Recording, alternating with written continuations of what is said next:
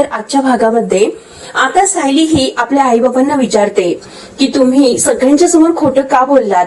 तेव्हा आता जी मैनावती असते तर ती रडण्याचं थोडंसं नाटक करते आणि सायलीचा आपल्यावर विश्वास बसण्यासाठी अगदी रडतच म्हणते की सायले अगं, जर आम्ही देवळाबाहेर भीक मागत होतो हे तुझ्या सासरी जर कळाले असते, हे तुलाच आवडले नाही आणि मग तुझ्या सासू सासऱ्यांना आम्ही कोणत्या तोंडाने सांगणार होतो बरं। म्हणून त्यावेळेस जे काही सुचलं त्यावेळेस आम्ही हे बोलत गेलो हो की नाही। तेव्हा आता हा सदा सुद्धा अगदी थोडंसं रडण्याचं नाटक करून सायली समोर हात जोडतो आणि ही मैनावती सुद्धा आता सायलीची माफी मागत असते की आता म्हणत असते की काय नक्की हे सर्व काय आहे, परत असं खोटं नाही बोलणार। सायले अगं, एवढी चूक पोटामध्ये घाल, मी तुझ्या पाया पडते।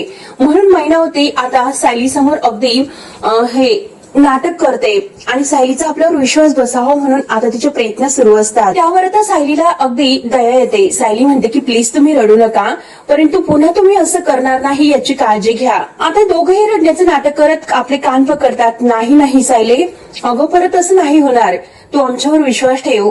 म्हणून आता सायलीच्या खूप आता विनवण्या करतात। तेव्हा आता सायलीला त्यांचे चेहरे बघून खूप वाईट वाटतं। सायलीला राग सुद्धा एका दृष्टीने येतं, कारण तिचं मन आता हे आपले आई बाबा नाहीत असे तिच्या मनामध्ये संशय निर्माण होतो। तेव्हा आता सायली काही न बोलता बाहेर निघून जाते तर मैनावती रडतच आता उठते आणि म्हणते की पोरी अगं, अशी चूक नाही होणार आणि दरवाजा बंद करून घेते। आता दोघेही आता रडता रडता लगेच हसायला सुरुवात करतात। इतके हसतात, त्यांना इतका आनंद होतो कारण सायलीचा आपल्यावर विश्वास बसला हे मात्र त्यांना समजते। म्हणूनच हसत हसत ते एकमेकांना टाळी सुद्धा देतात। इतके नाटके हे दोघं असतात। तर त्यानंतर आता इकडे नागराज हा राजेशला म्हणतो तो व्हिडिओ सापडला का। तर आता हा राजेश व्हिडिओ शोधत असतो, परंतु आता ह्या प्रियाच्या मोबाईलमध्ये अजूनपर्यंत काही त्याला तो व्हिडिओ सापडलेला नसतो। तो म्हणतो की नाही हो नागराज सेठ, अजून तो व्हिडिओ नाही सापडलेला। तुम्ही असं म्हणाले की तो काही पूर्वी हा शूट केलेला आहे। तेव्हा नागराज म्हणतो की अरे, तो जरीही पूर्वी शूट केलेला असला पण तू तुझं शोधण्याचं काम कर। राजेश म्हणतो की हो, एक मिनिट। आणि त्या तन्वीच्या जर म्हणजे त्या प्रियाच्या लक्षात आले की तिचा मोबाईल तिच्याकडे नाही म्हणून अख्खं घर डोक्यावर घेईल इतकी महामूर्ख मुलगी आहे ती, लवकर शोध त्यामुळे। तर राजेश म्हणतो की हो लवकर शोधतो। तेव्हा मात्र आता हा मोबाईल आहे तर त्याने आपल्या लॅपटॉपला कनेक्ट केलेला असतो आणि आता तो व्हिडिओ शोधण्याचा खूप प्रयत्न करत असतो। त्यानंतर मात्र इकडे साक्षी आता हा नवीन तिचा जो मित्र आहे तो म्हणजे अस्मिताचा नवरा असतो आणि त्या सचिनशी ती बोलत असते। सचिन बरोबर आता ही साक्षी बोलत असते की आता असं ऑनलाईन आपण किती दिवस बोलणार आहोत आणि तू येणार आहे म्हणतोस, मग आता प्रत्यक्षात मला तुला बघायचं आहे कारण तो फोटोत इतका सुंदर दिसतो, हँडसम दिसतो। मग बघूयात की प्रत्यक्षात माझा हा मित्र कसं दिसतो ते, आणि मला सुद्धा कळायला नको की बोलताना जरा असं थोडंसं फ्लटिंग करणारा माझा मित्र आहे तरी कसा। आणि परत हसत म्हणते की बास झाले, किती कौतुक करशील माझं, आणि बाय द वे प्रत्यक्षात तू अजूनपर्यंत मला भेटलेलं नाही तर त्यामुळे तुला वाटतं तर तसे मी खूप वेगळी सुद्धा असू शकते।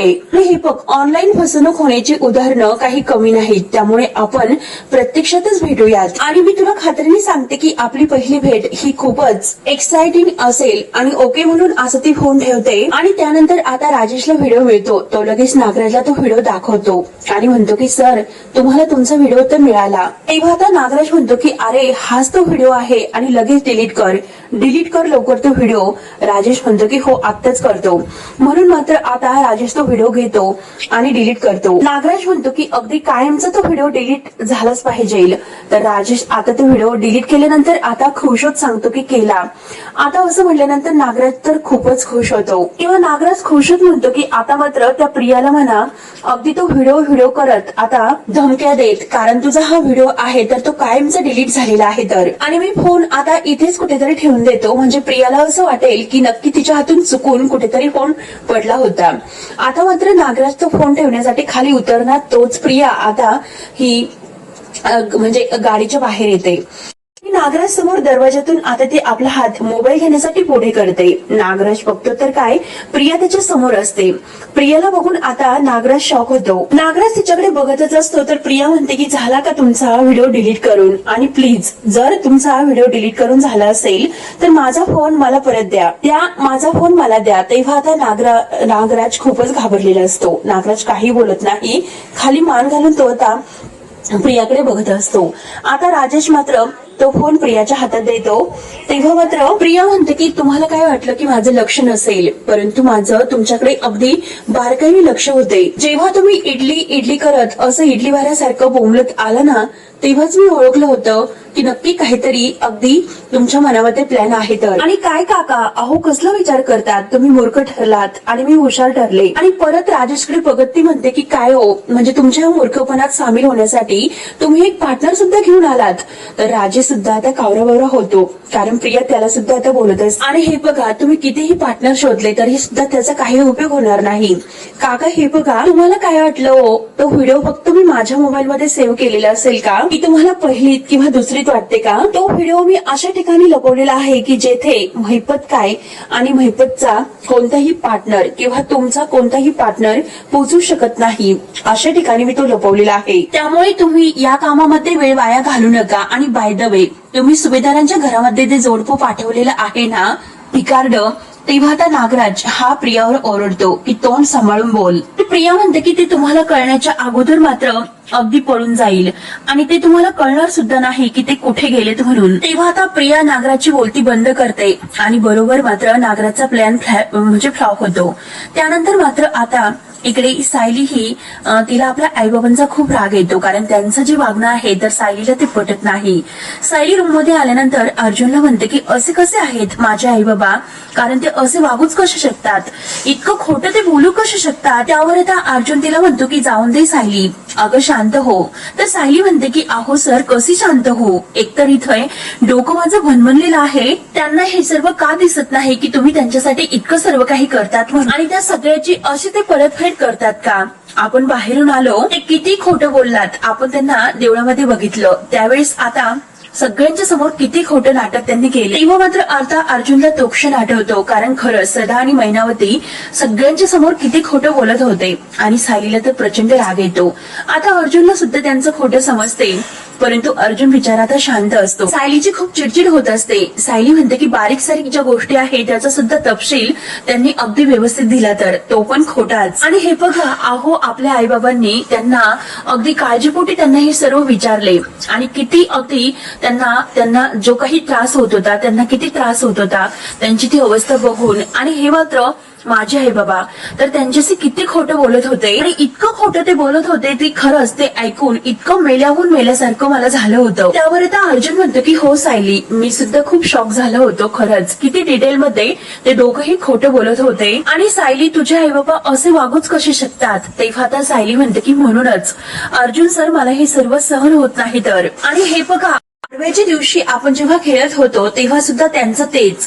तर आता अर्जुनच्या डोळ्यासमोर तो सुद्धा घडलेला जो काही क्षण आहे तर तो येतो, कारण आता अर्जुन हा ज्यूस मध्ये किती मीठ आहे असे म्हणतो. तर सायली म्हणलेली असते की अहो थांबा, मी तुमच्यासाठी दुसरं सरबत घेऊन येते. तर मैनावती लगेच म्हणलेली असते की परत परत का तेच बनवायचं. आणि तेव्हा मात्र आता माझी आई काय म्हणाली होती की परत परत तेच का आणायचं, म्हणजे करायचं, आता बाहेरून सुद्धा मागू शकतात. आणि जो खेळ आपण खेळत होतो तेव्हा सुद्धा आई किती खोटं वागली होती ते सर्व मी ओळखले होते. परंतु पाडव्याच्या दिवशी मात्र आईने जे कुलूप उघडलं होतं तर ते पिन लावून उघडलेले होते. त्यावेळेस मात्र मी अगदी तिला पैशाची गरज आहे म्हणून दुर्लक्ष केलं. पण त्या अगोदर तिने जे काही हाताला प्लास्टर केलेलं होतं त्या बाबतीत सुद्धा जे खोटं ती बोलली होती ते सुद्धा मी ओळखले होते आणि ते सुद्धा तिचं वागणं मला त्यावेळेस पटलेले नव्हते. आणि आता हे कायम खोटं बोलतात, अगदी प्रत्येक वेळेस खोटं बोलतात, हे कुठपर्यंत आपण सहन करायचं. सायलीला आता हे आपल्या खोट्या आईबाबांचं काही वागणं सहन होत नसतं, ते किती खोटं वागतात आणि आपण त्यांचं हे खोटं कुठपर्यंत सहन करायचं असं ती आता अर्जुनला विचारते. आता तिच्या जीवाची तळमळ होत असते. अहो बोला ना तुम्ही काहीतरी, तुम्ही गप्प का आहात. अहो तुम्ही दुकानामध्ये माझ्या आईबाबांचा फोटो बघितलात आणि तुम्ही त्यांना घरी घेऊन आलात, परंतु या सगळ्यावर मात्र फेर विचार होण्यासाठी तुम्हाला नाही वाटत का. आणि मला तसे वाटते आणि मला तर आता शंकाच येते. त्यावर आता अर्जुन विचारतो की कसली शंका सायली. तर आता सायली म्हणते की हे बघा सर, मला अशी शंका येते मैनावती आणि सदाशिव लोखंडे खरंच माझे आई बाबा आहेत का. आता सायलीला खरा जो काही संशय आलेला असतो तो मात्र तिचा खरा असतो, कारण आपल्या सायलीचे खरे आई बाबा तर आपले प्रतिमा आत्या आणि रविराज काका असतात. ते ऐकून आता अर्जुनला खूप मोठा धक्का बसतो, कारण त्याला आता एक जबर शॉक बसलेला असतो. जे डीएनए चे रिपोर्ट आहे मैनावती आणि सायली या दोघींचे, त्याने जे काही त्याने जे काही आता चेक करायला दिलेले असतात तर ते रिपोर्ट मात्र आता हे न म्हणजे सारखे आलेले असतात, कारण सायलीच्या डीएनएशी आता हे मैनावतीचे डीएनए मॅच झालेले असतात. आता मग हे सायलीचे आई बाबा कसे असू शकत नाही असा प्रश्न मात्र अर्जुनला पडतो, कारण त्याने जे केलेलं असतं तर ते अगदी मॅच झालेले असते, कारण ते हे बदलवले गेलेले असतात. आणि आता हे सायलीला कसं सांगायचं, कारण सायली तर म्हणते ते माझे आई बाबा असू शकत नाही. मग नक्की मी काय करू याचा आता अर्जुन विचार करतो. त्यावर आता अर्जुन उठतो. शांतपणे तो सायलीला म्हणतो की बायको, अगं खरंच तू खूप टोकाला जाते आणि हे बघ इतक्या घाईने असा हा निर्णय घ्यायचा नसतो, आणि हे बघ असा विचार करून त्रास तर तुला होत असतो. तेव्हा आता सायलीची चिडचिड सुरूच असते. सायली म्हणते की अहो हे बघा त्रास तर मला होतच राहणार आहे, परंतु ह्या शंकेचं निरसन मी कसं करायचं ते सांगा बरं मला. त्यावर आता अर्जुन म्हणतो की हे बघ सायली, अगं तुझ्या आई बाबा जे वागतात त्यांचं हे वागणं मला सुद्धा खरंच पटत नाही, परंतु तू त्यांची गरिबी बघ ना ग. तर माणसांना बरेच काही गोष्टी करायला लावतो, कारण जे करावेसे वाटत नाही पैशासाठी ते पण करावे लागते. आणि हे बघ अगं मग तुझ्या आईबाबांच्या बाबतीत सुद्धा हे असेच घडले असेल. त्यावर आता सायली म्हणते की म्हणून लगेच अशा चैनीच्या गोष्टी मागायच्या असतात का, आणि त्या गोष्टी मिळत नाही हे कळल्यानंतर लगेच रस्त्यावर जायचं आणि भीक मागायची का, आणि खोट्यावर खोटं बोलत राहायचं. तेव्हा आता अर्जुन हा सायलीजवळ येतो आणि म्हणतो की सायली हे बघ तूच म्हणतेस ना पटकन कोणाला इतकं जज करायचं नसतं, त्यांना काही काळ अगदी सुधारण्यासाठी संधी द्यायची असते. अगं हे बघ, अगं अस्मिता ताईचंच उदाहरण घे, ती तर पहिल्या वेळेस तुझ्याशी कसं वागायची, अगदी चोरी सुद्धा करायची, खोटं सुद्धा बोलायची आणि तुझ्यावर आरोप येण्यासाठी काय काय प्रयत्न करायची. जे काही स्वतः तिने सर्व केलेले आहे तर ते प्रत्येक आता आरोप ती तुझ्यावर करायची, पण ती माझी बहीण नाही असे आपण कधी म्हणालो का. तेव्हा आता सायली म्हणते की हे बघा सर, अस्मिता ताईंची गोष्ट वेगळी आहे, त्या कधीही माझ्यावर इतक्या जरी चिडल्या असल्या तरी सुद्धा त्या मला परक्या कधीही वाटल्या नाही, परंतु का कुणास ठाऊक मला ह्या आई बाबांबद्दल जो काही मायेचा ओलावा आहे एक मुलगी म्हणून, तर तो ओलावा मात्र मला त्यांच्यामध्ये नाही जाणवत. जे काही मला प्रतिमा आत्या आणि आईबद्दल वाटतं तर ते मला मैनावती बद्दल आणि सदाशिव लोखंडे बद्दल खरंच वाटत नाही. त्यावर आता अर्जुन म्हणतो की अगं जेव्हा ते घरी आले होते तेव्हा खरंच तू किती प्रेमाने त्यांना अगदी स्वीकारलं होतं, तू त्यांच्याशी किती प्रेमाने वागत होते. त्यावर आता सायली म्हणते की हे बघा सर, कारण तेव्हा मला हे सांगण्यात आले होते की ते माझे आई बाबा आहेत आणि तो तर माझ्यासाठी एक आता सुखद असा धक्का होता. मी खूप आनंदी झाले होते आणि त्यावेळेस मात्र हा विचार मी केला नव्हता की तुम्ही फक्त एक फोटो बघून त्या दोघांना माझे आई बाबा म्हणून घेऊन घरी आलात तर. तेव्हा आता अर्जुन म्हणतो की फोटो, अगं ती प्रोसेस आहे तर ती खूप मोठी होती. अगं हे बघ मी तुझ्या शाळेमध्ये गेलो होतो आणि तेथून मला जी काही माहिती मिळाली आणि ती माहिती मिळून मात्र मी त्यांना शोधलं आणि त्यांना घरी घेऊन आलो. म्हणते की सायली मी चुकलो म्हणून. तेव्हा आता अर्जुन आता चिडलेला असतो तर सायली त्यांना समजावते. सायली म्हणते की हे बघा अर्जुन सर तुम्ही चिडू नका, परंतु हे बघा परत खरंच विचार करून आणि त्यांचं हे वागणं बघून मला त्यांच्याविषयी संशय येतो, माझ्या मनामध्ये शंका निर्माण होते. तेव्हा आता अर्जुन म्हणतो की म्हणजे सायली तुम्हाला चुकीचं ठरवते तर. त्यावर आता सायली म्हणते की नाही सर मी तुम्हाला चुकीचं नाही म्हणत, परंतु माझं मन मला सांगते की ते नक्की खोटे आई बाबा आहेत तर. तेव्हा आता लगेच अर्जुन हा म्हणतो की सायली अगं तुझ्या मनामध्ये तर लाख असे प्रश्न येत असतील, परंतु माझ्या हातात ठोस असा पुरावा आहे तर, आणि हे बघ मी पुराव्यावरच विश्वास ठेवतो. तेव्हा आता सायली सुद्धा चिडते. सायली म्हणते की आता हे सारखं पुरावे करण्यासाठी तुमचं कोर्ट नाही इथे, आणि काय हो फक्त एक फोटो तुमच्याकडे आहे पुरावा म्हणून. हे बघा मी तुम्हाला आईबद्दल आणि प्रतिमा आत्याबद्दल जे काही मला वाटते ते सांगते, परंतु ह्या मैनावती लोखंडेबद्दल माझ्या मनामध्ये तसे काहीच वाटत नाही. त्यावर आता अर्जुन पुन्हा चिडतो आणि म्हणतो की सायली परत तेच, अगं तुला काय वाटतं, तुझं मन तुला काय सांगते, आणि हे बघ मला सुद्धा माहिती आहे की तुझ्यात आणि तुझ्या आईमध्ये ज्या काही गोष्टी आहेत तर त्या बऱ्याच गोष्टी सेम नाहीत, आणि त्या दिवशी मात्र त्यांनी अगदी सेफ्टी पिनने ते कुलूप उघडलं हे सुद्धा मला माहिती आहे. म्हणूनच मात्र मी एक खूप महत्वाची स्टेप घेतली. त्यावर आता हे ऐकून सायली विचारते की कोणती अशी स्टेप तुम्ही वापरली. मी तुझी आणि तुझ्या आईची डीएनए टेस्ट केली. तेव्हा आता हे ऐकल्यानंतर सायलीला शॉक बसतो.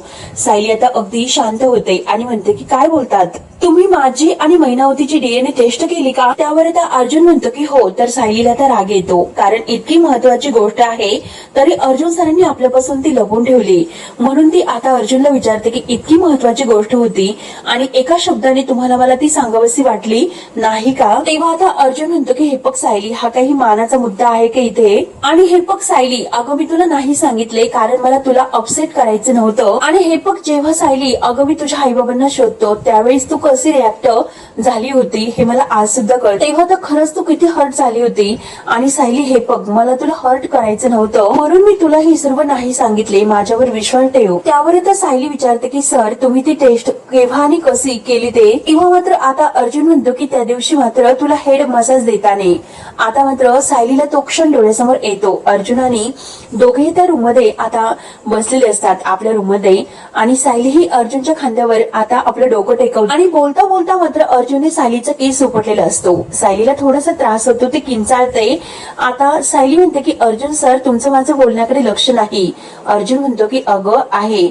आणि हे जे काही त्याने कशा प्रकारे केले आणि आता दोघींचेही आता केसाचे सॅम्पल त्याने कसे मिळवले हे मात्र आता तो सायलीला सर्व काही सांगतो. आणि आता मैनावतीचा सुद्धा केस त्याने बरोबर घेतलेला असतो आणि तो आता त्याने आता चैतन्यकडे हे दिलेले असतात सायलीच्या आणि मैनावतीचे केसचे सॅम्पल. आणि ह्या केसांच्या सॅम्पलवरून मात्र त्याला कळणार असते की ही मैनावती सायलीची आई नाही म्हणून. आणि त्यावेळेस मात्र आता जे काही रिपोर्ट आलेले असतात तर ते आता अर्जुन मात्र ते डीएनएचे रिपोर्ट सायलीला दाखवतो, कारण आता ते सुद्धा बदलवले गेले असतात म्हणून मात्र ते आता मॅच होतात. अर्जुन मात्र ते रिपोर्ट दाखवतो तर सायली म्हणते की काय लिहिलेलं आहे या रिपोर्ट मध्ये?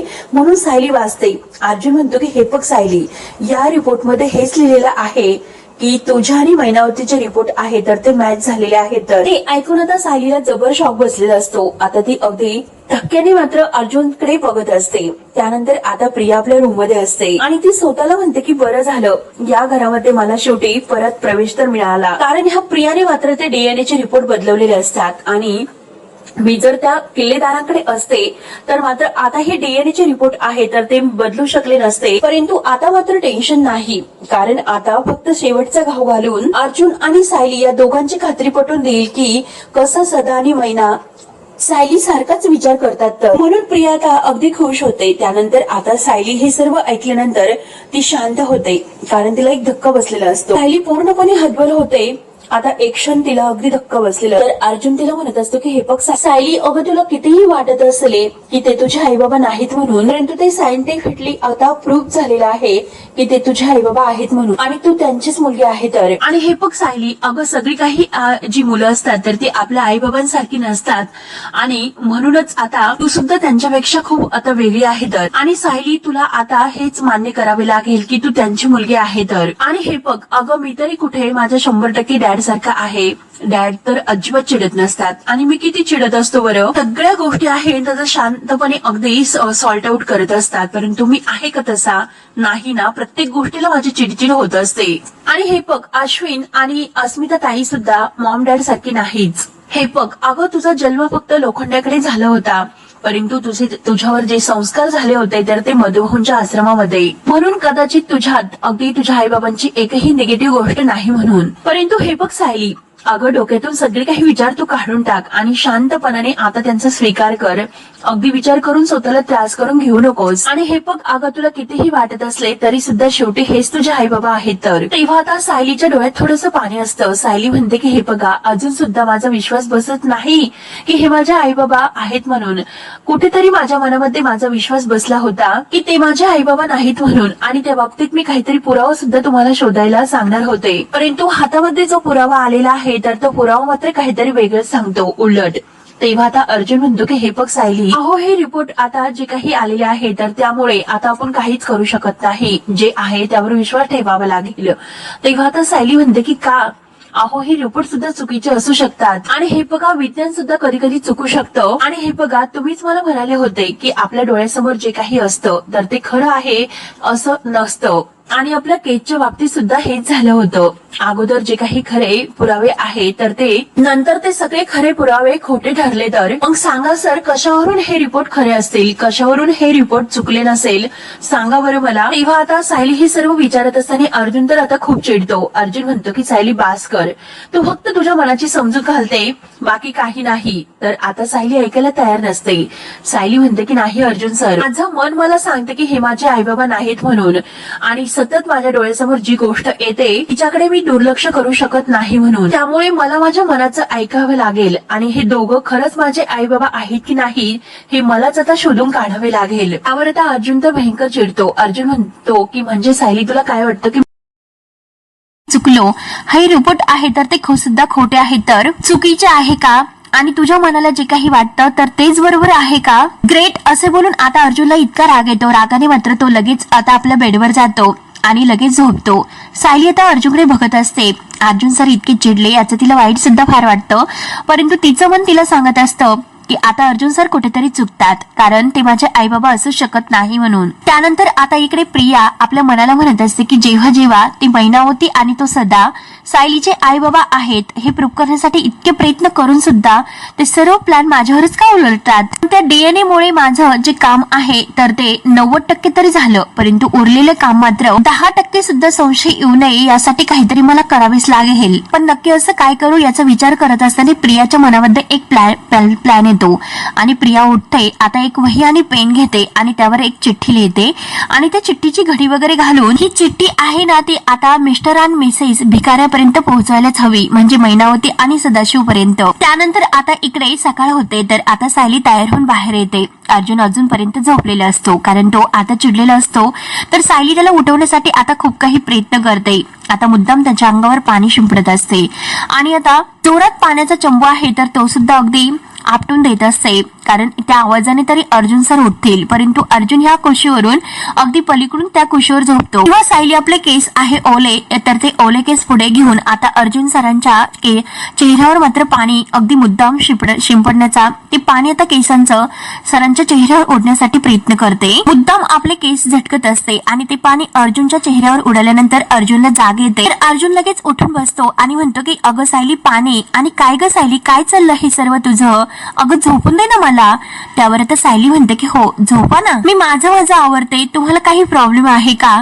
त्यावर आता अर्जुन म्हणतो की हे असं आवरते जोरात. अगं सायली तू माझ्या चेहऱ्यावर पाणी का उडवते ग? नक्की हे सर्व काय चाललंय, काय करते सायली? तेव्हा आता सायली म्हणते की हो, कारण तुम्हाला प्रत्येक माझी जी गोष्ट आहे तर ती खटकते, परंतु माझ्या मनाला वाटतं जे काही आहे ना तर तेच मी करणार. तेव्हा मात्र आता अर्जुन विचार करतो की नक्की सायली काय कशाबद्दल बोलते, म्हणून आता लगेच अर्जुनला ते काही आठवते की सायली असं का करते म्हणून. तेव्हा आता अर्जुन म्हणतो की ठीक आहे सायली, तुझ्या मनाला जे काही वाटतं आणि तुझं मन तुला जे काही सांगते तेच कर आणि पाणी मात्र उडू नकोस. आणि तू हे मान्य कर की सायली तू जाणून बुजून हे सर्व पाणी माझ्या चेहऱ्यावर उडवले की नाही, आणि बघ हा चेहऱ्यावर पाणी उडालेले की नाही हा पुरावा आहे माझ्याकडे, बघ ना सायली. आणि हे बघ अर्जुन सुभेदार पुराव्याशिवाय काहीच कधीही बोलत नसतो, बघ मग माझ्या चेहऱ्यावर पाणी आहे का? तर सायली अर्जुनकडे बघते आणि म्हणते की पुराव्याशिवाय तुम्ही नाही ऐकणार ना? मग आता मात्र काहीतरी पुरावा द्यायचा यासाठी मात्र आता सायलीला घडलेला मागचा एक किस्सा आठवतो.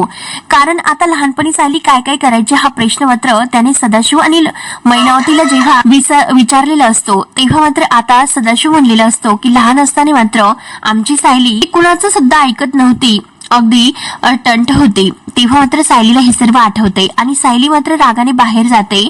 अर्जुन तिला आवाज देतो की बायको, ए बायको. तेव्हा आता अर्जुन विचार करतो की नक्की हिला काय झालं असेल आणि ही असं का वागते. तर मित्रांनो शेवटी हा भाग येथे संपतो. पुढील भागामध्ये आता चैतन्य आणि अर्जुन एकत्र असतात. तर चैतन्य म्हणतो मिसेस लोखंडे म्हणजे जे काही तो सदा आणि मैनावती आहे तर यांच्या जे काही वागणं आहे तर त्याच्यावरून मला असं वाटतं की सायली वहिनी मात्र यांची मुलगी नसेल म्हणून त्या रिपोर्टमध्ये नक्की काहीतरी गडबड झाली असेल. त्यानंतर आता सायली मात्र आता मैनावती आणि सदाशिवकडे येते आणि त्या दोघांना विचारते की तुम्ही काय म्हणायचे की लहान असताना मी चोऱ्या करायचे, मारामाऱ्या करायची, तेव्हा मैनावती म्हणते की हो खरं आहे तेच सांगितलं. तर प्रिया मात्र आता यांचं बोलणं चोरून ऐकत असते. तर आता सायली रूम मध्ये आल्यानंतर या दोघांना म्हणते की तुम्ही प्रत्येक वेळेस मला जे काही वेगवेगळ्या गोष्टी आहेत तर ते सांगतात. बाबा तर असे म्हणाले की जेव्हा मी हरवले तेव्हा माझा 7वा वाढदिवस साजरा झाला होता. आणि अगं आई, तू तर मला असं म्हणाले की मी 5 वर्षाची असताना हरवले म्हणून. तेव्हा आता मैनावती आणि सदाशिव हे मात्र दोघं एकमेकांकडे आता धक्क्याने बघत असतात की सायलीशी आपण जे खोटं बोललो शेवटी सायलीने त्याचबद्दल आपल्याला